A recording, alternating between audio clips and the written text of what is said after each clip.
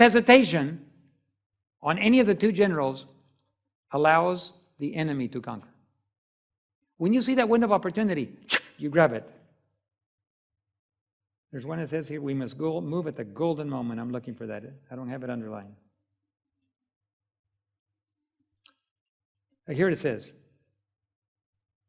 if anything is to be accomplished to purpose, it must be done at the golden moment.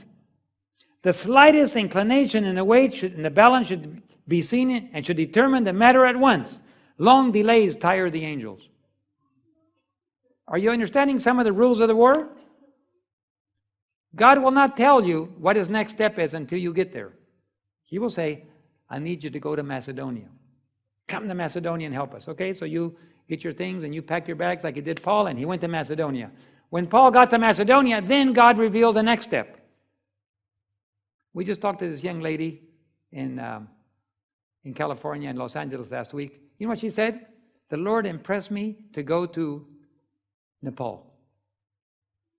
I looked it on the internet. I didn't have enough money to go to Nepal.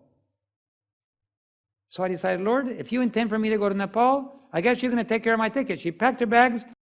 How to get there? I don't know. I went to the only airline I knew. Is it another airline you have? And then this guard came up and said,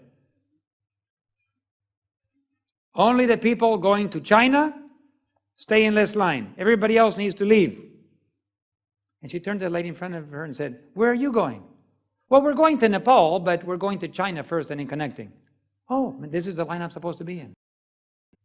www.tinyurl.com/mission books. And you'll find it there with several other things in other books. Anyway, Brother Borovsky, I don't know what church he belongs to, but I suspect by the language he used that he's probably a Seventh-day Adventist.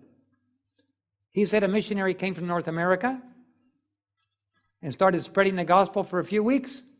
A few people accepted the Lord, and he went back to North America. Never came back.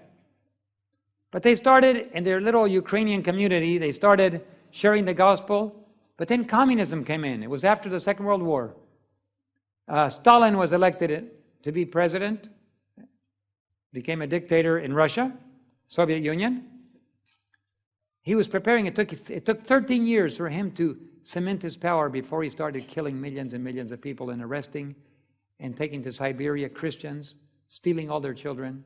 And so times were getting very hard in the Ukraine, which was under the influence of the control of the Soviet Union. And he said, we were very careful about our Christianity. We couldn't trust knocking on doors anymore. So we got together and prayed, and the Lord would say, on 4th Street, house number 7, they're ready. 5th Street, house number 32, go to that house, they're ready. And God would tell him exactly the house number where those people were ready to receive the gospel. And as they got closer and closer to the persecution, God began to clean the church a little bit.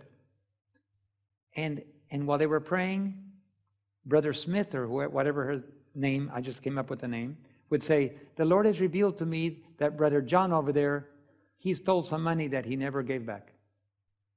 And Brother John would go, I didn't know anybody knew about that. Brother John, make it right, okay? And then Sister Susie over there would say,